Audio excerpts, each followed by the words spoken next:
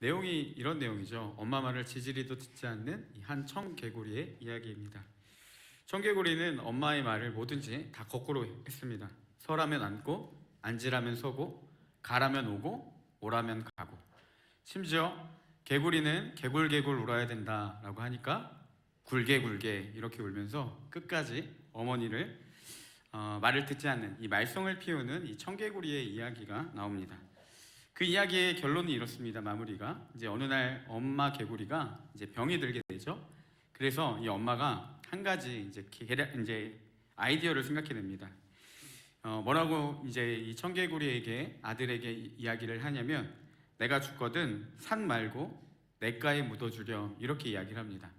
엄마의 의도를 아시겠죠? 산에 말고 냇가에 묻어줘라고 해야 냇가가 아닌 산에 묻어주기 때문에 이렇게 유언을 남겼습니다. 그리고 이제 엄마는 세상을 떠나게 됩니다. 평생 엄마의 말을 거꾸로 살았던 이 청개구리가요, 그때 이제 깨달음이 온 거예요. 그래서 내가 이번만은 엄마의 말을 들어야 되겠다라고 결정을 하고 엄마의 유언대로 산이 아니라 냇가에 엄마를 심게 됩니다. 그리고 비가 오는 날마다 냇가에 엄마의 무덤이 떠내려갈까봐 슬피 울었다라는 이야기로 이 이야기는 끝이 납니다. 청개구리에게 엄마는 너무나도 소중한 존재였지만 안타깝게도요, 청개구리는 단 한 번도 엄마의 말을 듣지 않았고 또 엄마의 말을 이해할 수도 없었습니다. 심지어 마지막에 남긴 유언조차 그 의미를 바로 알지 못해서 다르게 해석하는 그런 오류를 범했다라는 것이죠. 오늘 말씀을 묵상하면서 딱 이 얘기가 생각났습니다. 이 청개구리가 엄마의 말을 날마다 반대로 행했던 것처럼 우리도 하나님의 말씀에 반대로 행하고 있지는 않은지, 그리고 무엇보다 이 어머니의 마지막 유언도 그 의미를 정확하게 파악하지 못했던 이 아들의 마음처럼 우리 역시 하나님께서 많은 말씀을 하시는데 그 의미를 제대로 파악하고 있지는 않은지, 파악을 하지 못하고 있지는 않은지 좀 그런 생각들이 들었습니다. 왜냐하면 여러분, 예수님이 이 땅 가운데 오셨을 때 유대인들이 딱 이런 반응을 했다는 겁니다. 우리 먼저 오늘 말씀의 2절인데요. 우리 2절 말씀을 한번 같이 읽어보겠습니다. 자, 2절 좀 띄워주세요. 네, 같이 한번 읽겠습니다. 이 복음은 하나님이 선지자들을 통하여 그의 아들에 관하여 성경에 미리 약속하신 것이라. 네, 바울이 복음에 대해서 소개를 해주는데 복음이 무엇이냐? 하나님이 선지자들을 통해서, 많은 선지자들을 통해서 이미 약속하신 것인데 그 약속의 내용은 그의 아들에 관한 것이다 라고 이야기를 합니다. 그러니까 복음이 뭐냐면 예수 그리스도인데 예수 그리스도는 이미 하나님께서 많은 선지자들을 통해서 미리 약속해 주셨다라는 거예요. 예수님이 이 땅에 오신다라는 이야기는요, 예수님 당시에 이미 수백 년 전부터 예견된 일이었습니다. 유대인들이 예수님이 오셨을 때에도 이미 수백 년 전부터 메시아를 보낼 거라는 약속이 있었다라는 거죠. 이스라엘은 이 약속을 믿고 메시아를 기다렸습니다. 그런데 문제가 뭐냐? 말씀으로, 정말 복음으로 예수님께서 이 땅에 오셨는데, 말씀이 육신이 되어 예수님께서 이 땅에 오셨는데, 정작 그들은요, 복음으로 오신 예수 그리스도, 말씀으로 오신 예수 그리스도를 이해하지 못했다는 거예요. 많은 성경적인 지식이 있었는데 이들의 지식이 정작 말씀이신 예수님이 오셨을 때 그분이 말씀대로 오신 분이라는 것들을 인식하지 못했다는 거죠. 저는 이 말씀을 묵상하면서 계속 그 생각이 들었습니다. 마치 청개구리가 엄마의 이 마지막 유언의 의도를 전혀 파악하지 못했던 것처럼, 그래서 산에 묻고 싶은 엄마의 소망을 저버리고 냇가에 묻었던 것처럼 유대인들은 하나님이 선지자들을 통해서 당신의 마음을 알려주시고 당신의 뜻을 알려주셨음에도 그들은 하나님의 그 정확한 말씀의 의도를 파악하지 못했다는 겁니다. 이들의 더욱 큰 문제는 무엇이냐면요, 이스라엘을 영적으로 이끌어야 했던 자들, 그러니까 영적인 지도자들, 이 종교 지도자들조차도 예수님을 복음으로 이해하지를 못했다는 겁니다.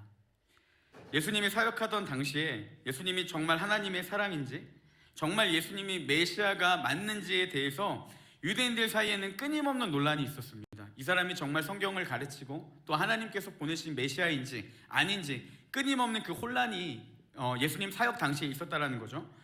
종교 지도자들은요, 지금까지 자신들이 배웠던 말씀, 그리고 가르쳤던 그 말씀, 그 성경적인 지식과 신학을 동원해서 예수님이 하나님의 사람이 맞습니까? 라고 사람들이 물어보면 이분이 정말 선지자들을 통해 약속하신 그분이 맞다, 예수님이 메시아 그리스도가 맞다, 이렇게 정의를 내려줘야만 했습니다.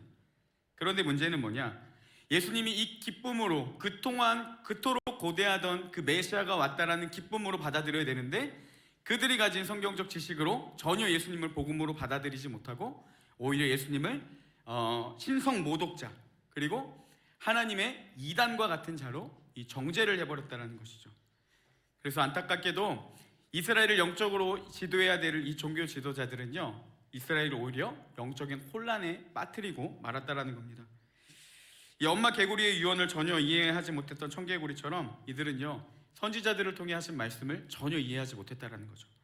성경적 지식으로 예수님이 복음이다, 이분이 정말 약속대로 오셨다라는 기쁨으로 다가와야 되는데 그들에게는요, 전혀 예수님이 기쁜 소식이 아닌 자신의 길을 방해하는 어떤 이 방해자로만 여겨졌다라는 것이죠.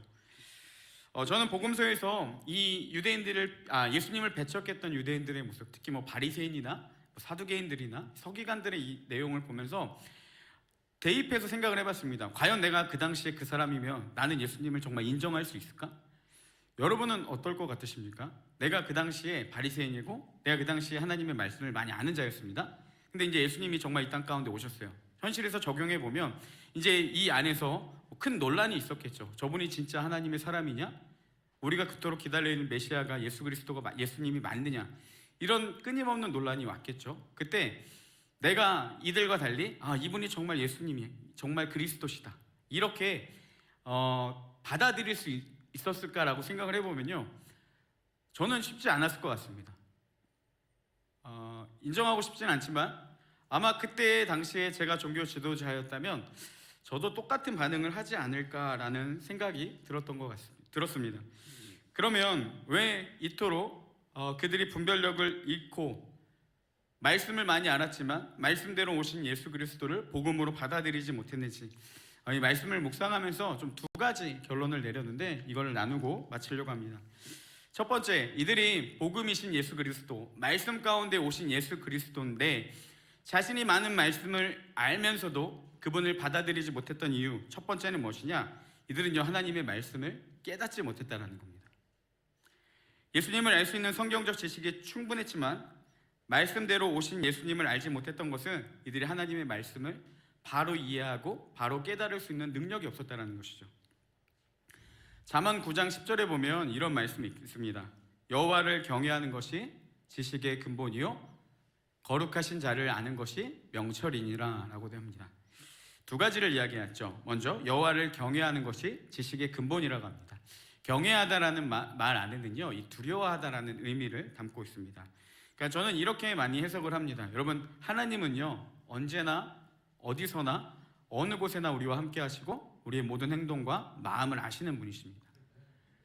그걸 안다면요, 사람들의 눈은 감출 수 있어도 하나님의 눈은 피할 수 없다라는 것이죠. 그걸 정말 인식한다라면 여러분, 우리가 삶이 달라질 겁니다.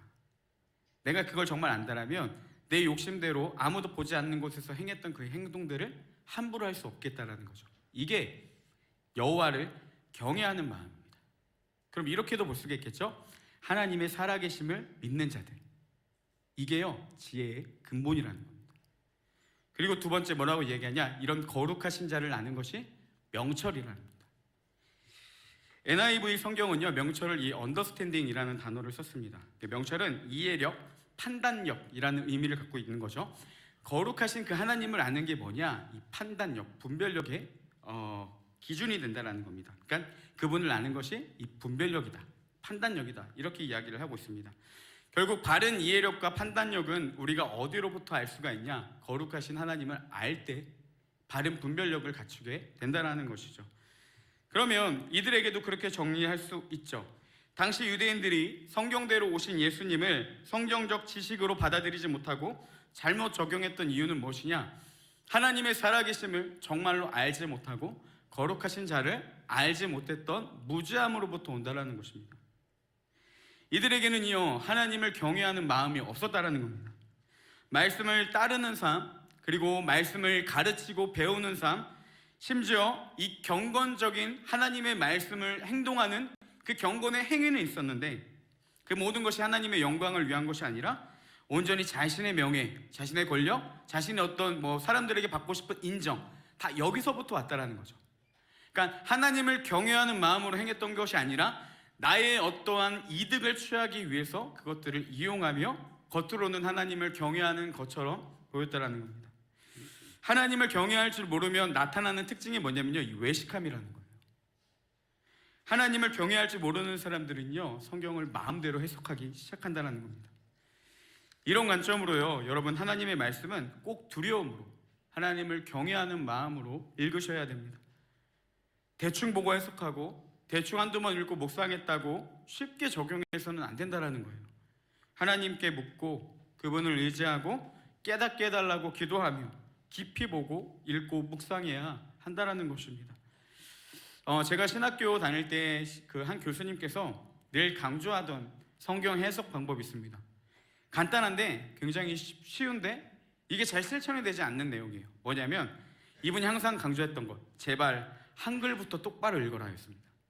주석책이니 원어니 보기 전에 먼저 한글부터 똑바로 읽고 똑바로 설교해라, 이런 이야기를 많이 하셨습니다. 왜냐면요, 주석도 보고 원어적 의미를 보는 것도 중요하지만 한글부터 똑바로 봐야 오역하지 않는다라고 늘 강조하셨습니다. 대충 보고 설교하고 대충 보고 깨달아서 자기가 하고 싶은 이야기만 하는 설교자들이 문제라고 이야기를 하시면서 이분은 항상 성경을 경외하는 마음으로 똑바로 봐라, 이렇게 말씀을 하셨습니다. 여러분, 어떻게 성경을 대충 보고 해석하고 또 제가 여기서 대충 보고 읽고 나가서 여러분들에게 전할 수 있겠습니까? 하나님을 두려워할 줄 모르면 그런 일들이 나타난다는 겁니다. 여러분, 하나님의 말씀은요, 정말 깊이 두려운 마음으로 대해야 한다는 겁니다. 시편 1편 2절에 보면 복 있는 사람 소개해 주는데 복 있는 사람을 이렇게 소개해 주고 있습니다. 우리 1편 2절인데 함께 같이 읽어보겠습니다. 우리 함께 읽겠습니다. 오직 여호와의 율법을 즐거워하여 그의 율법을 주야로 묵상하노라. 시편 저자는요, 복 있는 사람이라고 정의를 하는데 복 있는 사람은 어떤 사람이냐? 두 가지를 이야기하죠. 여호와의 율법을 즐거워하는 사람, 또 복 있는 사람이 그래서 그 율법을 주야로 묵상하는 사람. 이 사람이 복 있는 사람이라는 겁니다. 하나님의 말씀을 즐거워 가까이 하는 사람, 삶의 순간마다 하나님의 말씀을 떠올리며 읊조리며 살아가는 사람, 이런 사람이 이 땅에 복 있는 사람이라는 거죠. 복 있는 사람에 대한 많은 정의가 있지만 성경은요, 하나님의 말씀을 사랑하고 그 말씀을 날마다 떠올리며 그 말씀이신 하나님과 교제하며 나아가는 삶이 복되다라고 이야기를 하고 있습니다.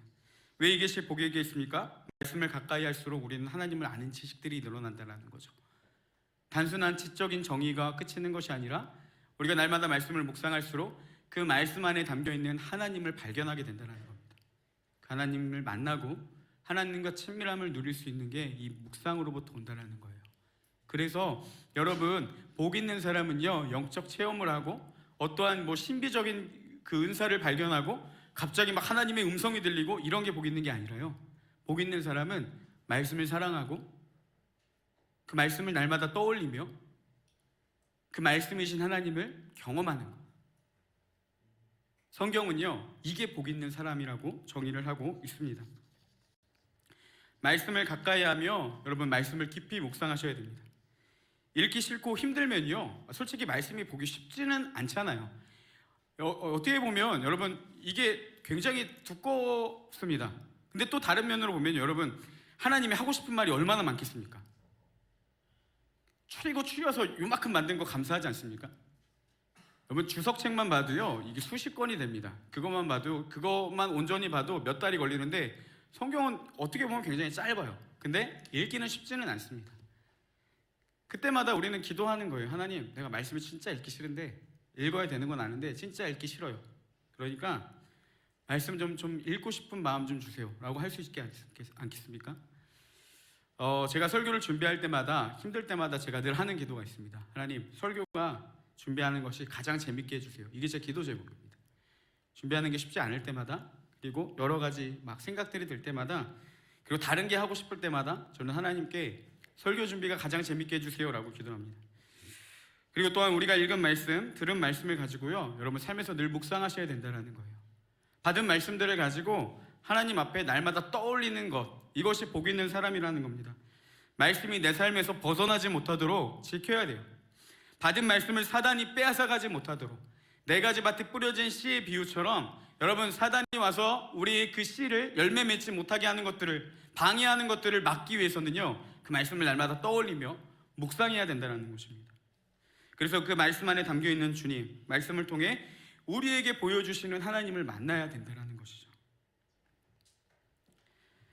말씀을 읽고 묵상하다 보면 때로는 어려운 성경 구절들이 있습니다. 그때 여러분 좋은 목사님들이나 아니면 신앙의 선배들을 찾아가서 묻는 것도 좋지만, 힘들고 포기하고 싶을 때마다 여러분, 묵상이 놀라운 힘이 뭐냐면요, 하나님께 계속해서 이 뜻이 뭐냐고 묻으면서 묵상하다 보면 어느 순간 깨달아지는 때가 있습니다. 근데 이상하게 갑자기 큰 깨달음이 옵니다. 저는 이게 성령의 역사라고 믿는데요, 그때 하나님의 마음을 알게 되고 말씀 안에 있는 뜻을 발견하게 됩니다. 그리고 동시에 그 하나님의 그 깊은 은혜가 우리 가운데 주어지게 된다는 거죠. 이게 묵상의 힘이고 묵상을 통해 주시는 하나님의 은혜입니다. 그리고 그리스도인이라면요, 누구나 누려야 할 축복이라는 것이죠. 하나님의 말씀을 가까이 하시고 단순히 말씀을 지적으로 아는 것이 아니라 그 말씀 안에 담겨있는 하나님을 알고 그 하나님을 만나고 그 하나님과의 친밀함을 누리시는 우리 청년들 되기를 소망합니다. 그래야 우리 삶이 하나님 안에 거하게 되고요, 우리가 바른 분별력을 갖추게 되고 복음이신 주님을 발견하게 되는 은혜가 거기서부터 온다는 것입니다. 두 번째입니다. 복음이신 주님을 그들이 깨닫지 못한 이유, 두 번째는 뭐냐면요, 세상에 가치관을 두고 살았기 때문입니다. 하나님의 백성인 이스라엘과 예수 그리스도를 통해 구원받은 자들에게 여러분, 주어지는 굉장히 중요한 덕목이 하나 있는데 뭐냐면 가치관의 전환이라는 거예요. 하나님은 이스라엘과 언약을 맺었습니다. 여러분, 아브라함을 통해 약속하신 그 약속 이전에 그들은 자기 마음대로 살았어요. 근데 그를 통해서 내가 너를 통해 큰 민족을 이루겠다라고 복을 주시고, 그리고 그를 통해 많은 민족들을 세우신 이 이스라엘과 언약을 맺으셨어요. 뭐라고 맺으셨냐? 너희가 내 말을 듣고 내 안에 거하며 나는 너희의 하나님이 되고 너희는 내 백성이 될 것이다. 하나님을 알 수도, 하나님과 함께 할 수도 없는 사람에게 하나님께서 친히 찾아가서 뭐라고 말씀하시냐면, 나는 너희의 하나님이 되줄 거야. 너희는 내 백성이 될 것이다. 이렇게 말씀을 하셨습니다. 근데 여기에 중요한 전제 조건이 하나 있죠. 이 언약이 성립되기 위한 전제 조건, 너희가 내 말을 듣고 행해야 된다는 거죠. 이스라엘은요, 가나안 땅, 약속하신 그 하나님의 땅을 받았습니다. 하나님은 아브라함을 부르시고 그를 통해서 약속하신 이 땅을 얻기까지 신실하게 역사하셨어요.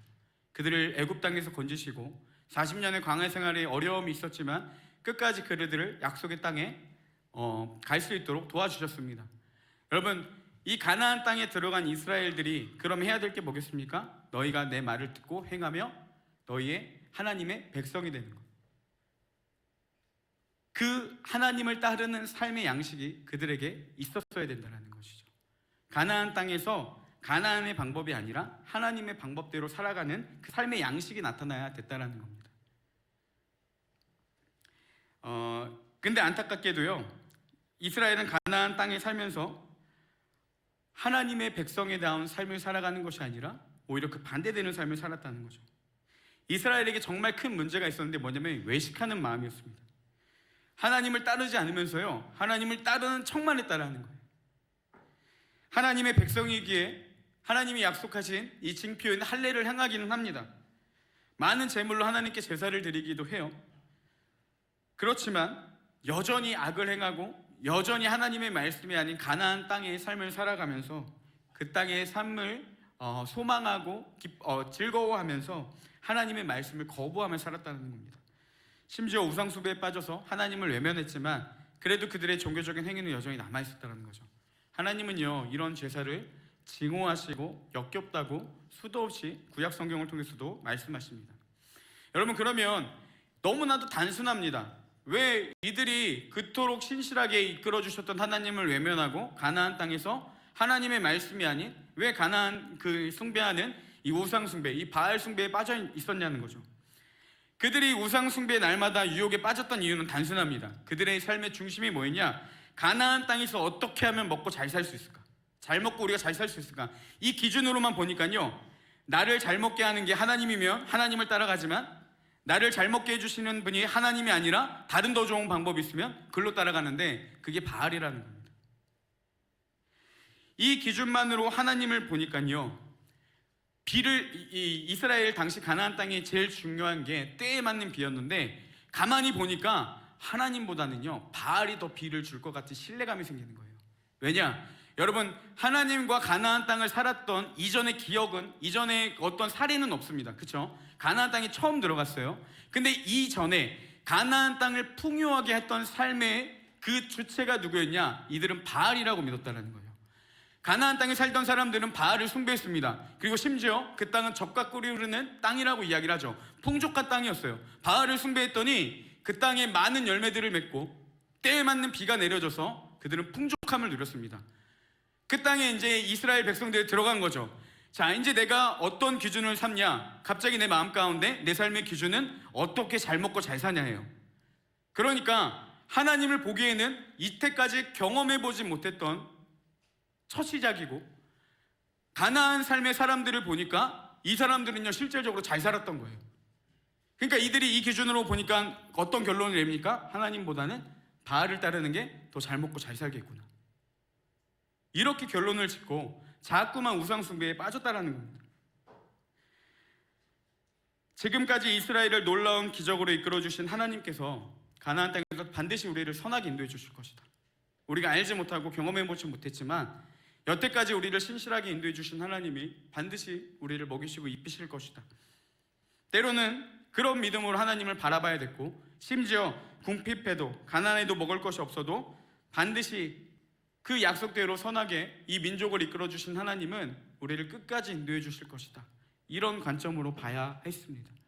지금까지 은혜로 함께 하신 그 하나님 앞에 이들은요 배신하면 안 됐다라는 거예요. 왜냐하면 자기들은 하나님의 백성이니까. 이스라엘이요 하나님의 백성이라는 인식을 포기하게 된 이유가 무엇으로부터 왔냐? 삶의 가치관이 여전히 세상 가운데 있었다는 거. 내가 어떻게 하면 잘 먹고 잘 살 수 있을까?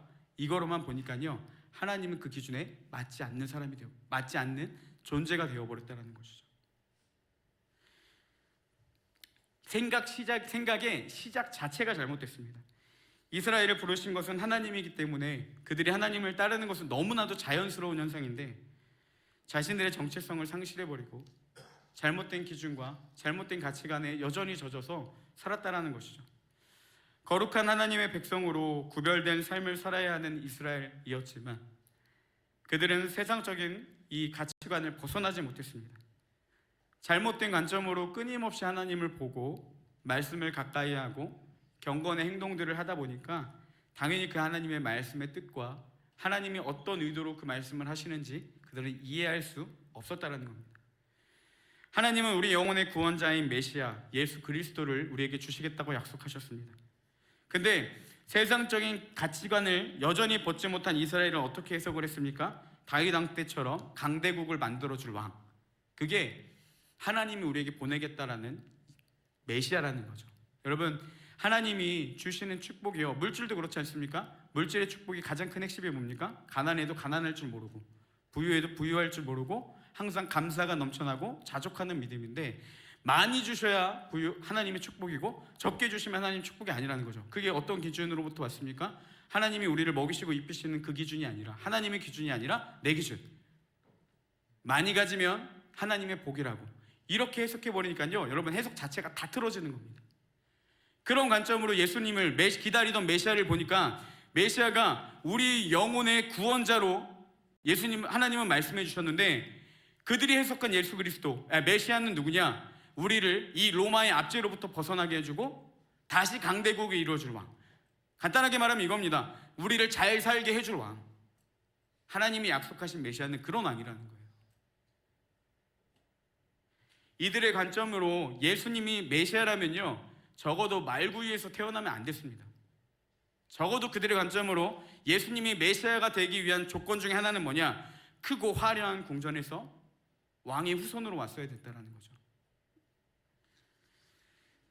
예수님은 니고데모를 통해 이렇게 말씀하십니다. 사람이 거듭나지 않으면 하나님의 나라를 볼 수 없다. 예수님을 믿는 것은요, 거듭남이라는 것입니다. 세상의 가치관으로 살았던 나는 이제 죽고 거듭남, 다시 태어남, 예수 그리스도를 믿는 믿음으로 살아가는 것. 이 놀라운 가치관의 전환이요, 거듭남이고 예수 그리스도를 믿는다라는 겁니다. 거듭난 사람들은 여전히 세상 가운데 살아갑니다. 거듭나기 이전과 이후와 똑같은 이 삶의 터전에서 살아가지만 가치관의 전환이 온다는 거예요. 더 이상 자기의 욕심과 이 땅에서 내가 어떻게 하면 잘 먹고 잘 살지, 이게 기준이 아니라요, 어떻게 하면 내가 이제 하나님을 위해 살아갈 수 있을까? 이게 거듭난 자들의 특징이고 가치관의 전환이라는 것입니다. 종종 그렇습니다, 여러분. 왜 우리가 하나님의 말씀을 따라야 돼요? 이런 질문은 제발 안 했으면 좋겠습니다. 그 질문 자체가 뭡니까? 나는 여전히 가치관의 전환이 이루어지지 않았다는 거죠. 여러분, 내가 왜 하나님의 뜻대로 살아야 돼요? 라고 물어보는 사람들에게 저는 먼저 믿음을 체크해 보라고 이야기를 하고 싶습니다. 예수 그리스도를 믿는 건요, 거듭난 자, 가치관의 전환이 오는 자라는 겁니다. 거듭난 우리가 가치관이 하나님이 아니라 세상적인 가치관을 여전히 붙들고 살아간다면 우리의 삶과 신앙에 유대인들과 동일하게 문제가 오기 시작합니다. 유대인들과 같이 성경 해석에 문제가 생기고요, 종교적 외식에 빠지게 됩니다. 그리고 복음이신 예수 그리스도가 절대 보이지 않는 이 영적인 무뎌짐, 영적인 맹인과 같은 상태에 빠지게 된다는 것이죠. 예배는 나오는데 하나님은 만나지 못해요. 신앙적인 행위는 있는데 그 안에 주님이 없어요. 예수님을 왜 믿어야 되는지, 예수님을 믿는 기쁨이 뭔지, 왜 하나님이 만나는 것이 우리 인생의 가장 큰 축복인지 그 자체를 이해할 수가 없습니다. 근데 교회는 나와야 되고 신앙생활은 해야 되고 종교적 행위는 해야 됩니다. 저는 청년들이 한편으로는 정말 대단한 믿음이라고 생각합니다. 저도 이제 교회 탐방을 예전에 다른 교회 청년부 예배에 동일하게 2시였는데요, 한번 드린 적이 있는데 정말 대단하신 목사님이 설교를 하셨는데 졸립더라고요. 이게 이 시간에 예배 드리는 게 쉽지가 않더라고요. 그리고 여러분 아마 하시면 알 겁니다. 2시 예배를 드리잖아요. 친구들과 약속을 못 잡습니다. 쉽지 않아요. 왜냐하면 오전에 잡기도 애매하고요, 끝나고 잡기도 애매해요. 근데 여러분, 그 모든 걸 다 포기하고 이 자리에 오셨지 않습니까? 근데 그 예배 가운데 우리 안에 하나님이 없다면, 그 가치관이 예수 그리스도가 아닌 다른 무언가를 충족하기 위해 이 자리에 왔다면, 여러분, 그것보다 슬픈 인생이 어디 있겠습니까?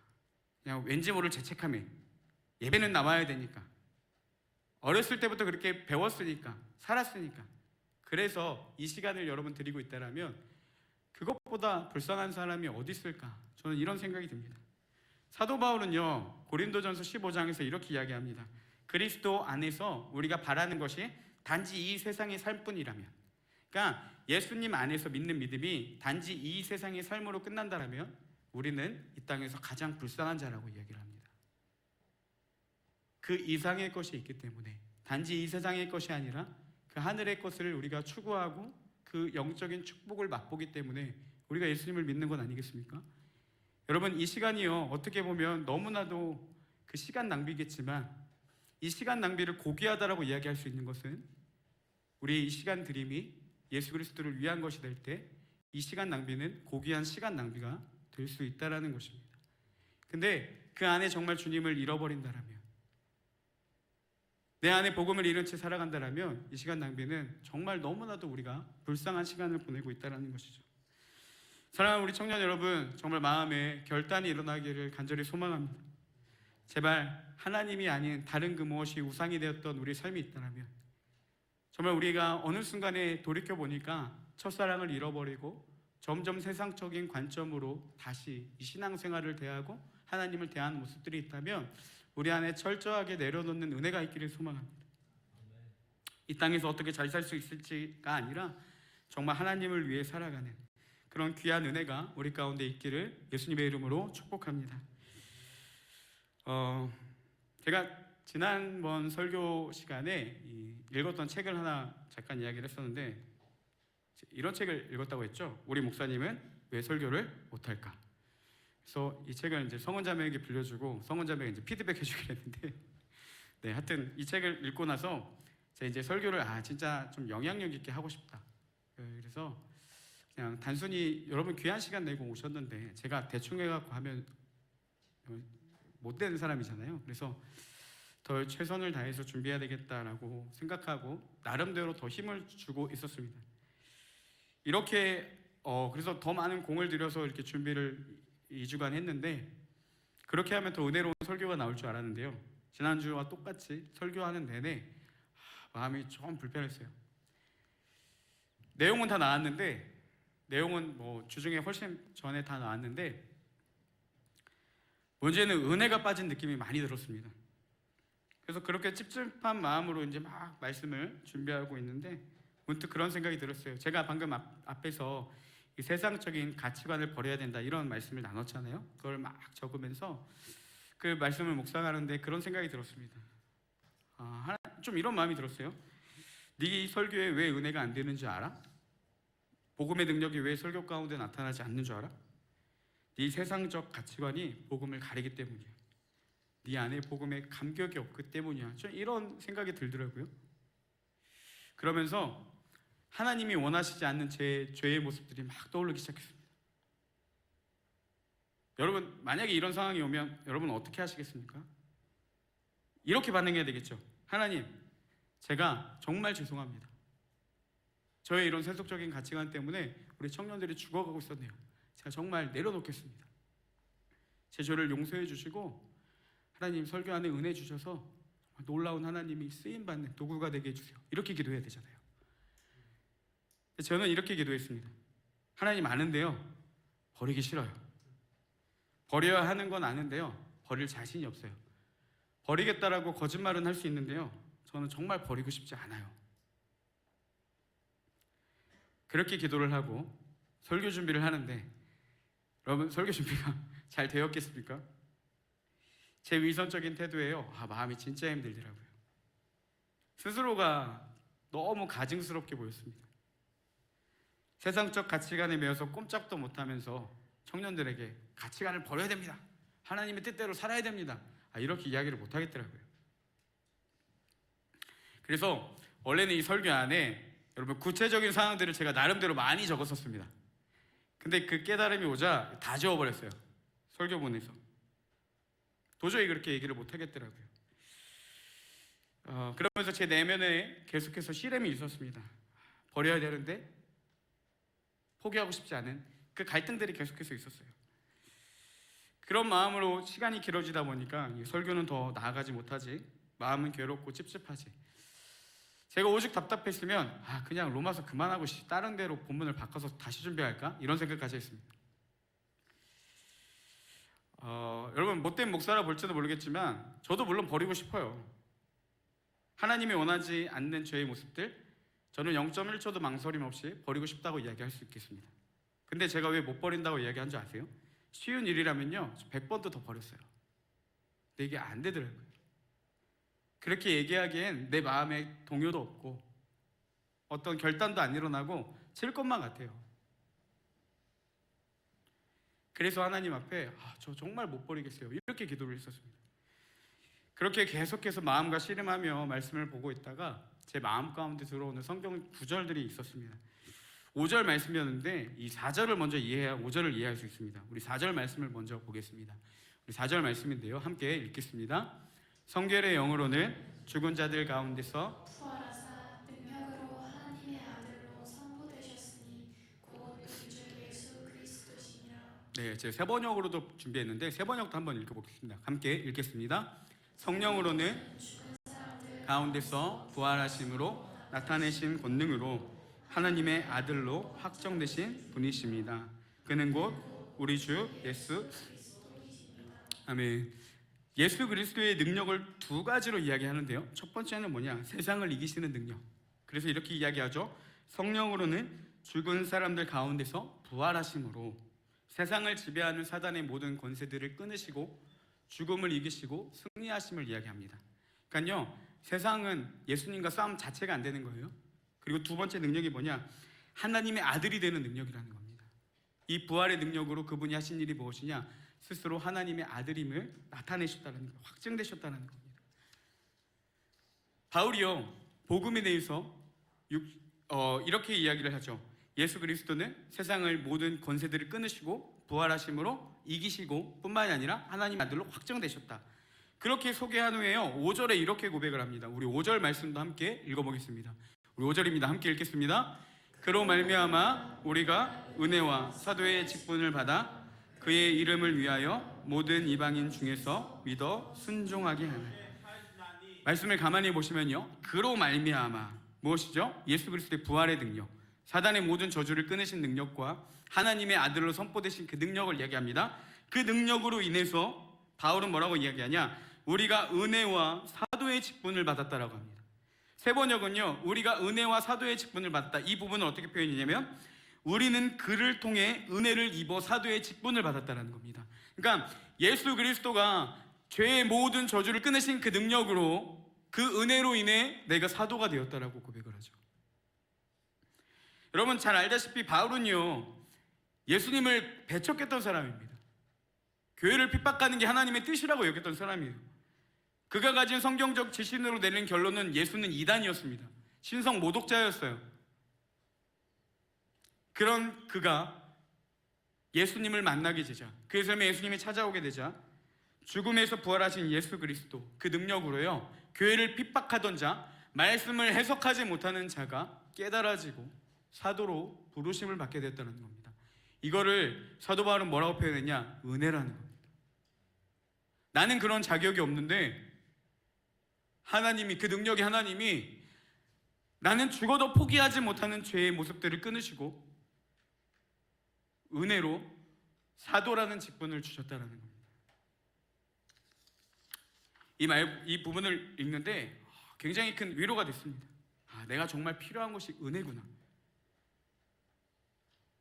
포기하고 싶지 않은 내 마음 가운데 하나님의 은혜가 임해야 그것들을 내려놓을 수 있겠구나. 이런 생각과 함께 내가 잘나서가 아니라 하나님의 은혜로 나를 목사로 세우셨구나. 하나님의 은혜로 나를 설교자로 세우셨구나. 이 생각이 굉장히 큰 위로와 함께 다시 말씀을 준비할 수 있는 원동력이 됐습니다. 왜 그러냐면요, 하나님의 은혜로 나를 부르시고 세우셨기 때문에. 여러분, 여기서만 제 생각이 끝난 것이 아니라요, 그 은혜가 반드시 제 삶을 변화시킬 거라는 확신이 들었습니다. 하나님이 우리를 예수 그리스도를 따르는 그리스도인으로 부르신 것은요, 어떠한 우리가 의로운 행위의 근간에서가 아닙니다. 하나님이 우리를 부르신 것은요, 전적인 하나님의 은혜예요. 하나님이 사단의 모든 저주를 다 끊으신 후에 그 능력으로 우리를 부르셨다는 겁니다. 그래서 6절에서 이렇게 고백합니다. 6절 말씀에 보면 너희도 그들 중에서 예수 그리스도의 것으로 부르심을 받은 자이다. 내가 하나님의 은혜로 세움받은 것처럼 너희도 그들 중에서 예수 그리스도의 것으로 부르심을 받았다. 내가 사도로 세워져서 복음을 위해 믿게 하는, 이방인들에게 믿게 하는 그 사명을 감당하는데 하나님의 일을 통해서 그들 중에서 예수 그리스도의 것으로 너희들도 부르심을 받았다는 거죠. 전적인 주님의 은혜로 너희들과 나도 동일하게 하나님의 이 은혜를 누릴 자격이 전혀 없지만 전적인 그분의 은혜로 나를 사도로 세우시고 너희를 예수 그리스도의 자녀로 부르셨다는 겁니다. 그리고 7절에서 이렇게 이야기합니다. 우리 7절 말씀도 함께 읽겠습니다. 로마에서 하나님의 사랑하심을 받고 성도로 부르심을 받은 모든 자에게 하나님 우리 아버지와 주 예수 그리스도로부터 은혜와 평강이 있기를 원하노라. 바울이 로마 교회를 향해 이렇게 이야기하는 겁니다. 여러분, 하나님이 당신들을 사랑하십니다. 그리고 그 사랑으로 거룩한 자, 성도로 부르셨습니다. 주님의 은혜와 평강이 여러분들에게 있기를 소망합니다. 동일하게 우리에게도 적용할 수 있습니다. 여러분, 하나님이 우리를 사랑하시기 때문에, 은혜의 근거는요, 하나님이 우리를 사랑하기 때문이라는 거예요. 사랑하셔서 하나님이 우리에게 어떻게 행하셨습니까? 거룩한 자로 부르셨다는 겁니다. 성도로. 단순히 너네 이제 성도야가 아니고요, 성도로 그 부르심을 이루기 위해서 사단의 모든 저주를 끊으신 능력으로 주님은 그 부르심에 합당하게 우리 가운데 역사하신다는 것이죠. 그리고 이야기를 하죠. 하나님 우리 아버지와 주 예수 그리스도로부터 은혜와 평강이 너희에게 가득하기를 소망합니다. 여러분, 그러면 우리가 해야 될 게 무엇이겠습니까? 절망과 낙심 가운데서도 그 부르심을 신뢰하며 나아가는 것. 그 은혜로 우리를 이끌어 주실 것들을 끝까지 바라보며 다시 하나님께로 돌이키는 것. 주님은요, 모든 것을 다 행하신 후에 우리가 그 주님을 기억하기를 원하신다는 겁니다. 너희가 이제 거룩한 자로 부름을 받았으니까 거룩한 자로 살아라. 이것도 맞지만요, 살도록 하나님이 이끌어 주시니까 그분을 기억하고 그분을 믿음으로 나아가는 삶의 양식을 우리 가운데 요구하신다는 사실입니다. 여러분, 여전히 세상적인 가치관 때문에 정죄하는 것도 충분하겠지만 그것 때문에 스스로가 더 괴로운 사람들, 그렇게 살고 싶은데 잘 되지 않아 너무나도 마음이 힘들지 않습니까? 그런 자들에게 주님 뭐라고 말씀하시냐? 내가 너희를 사랑해서 너희를 내가 성도로 부르셨다는 겁니다. 하나님의 그 부르심은요, 신실하게 우리 삶 가운데 역사할 거라는 사실입니다. 여러분, 지금까지 우리가 너무나도 가볍게 생각하고 가볍게 나아갔던 부분들이 있다면 우리를 성도로 부르시고 거룩한 자로 살게 하실 그 주님을 신뢰하며 넘어져도 버티고 다시 그분을 바라보며 그분과 함께 걸어가며 이 거룩한 삶을 살아가는 우리 모든 청년들이 되기를 소망합니다. 우리 시간 함께 찬양하고 같이 한번 기도하겠습니다. 다시 복음 앞에라는 찬양인데요, 여러분, 바라기는 이 찬양을 통해서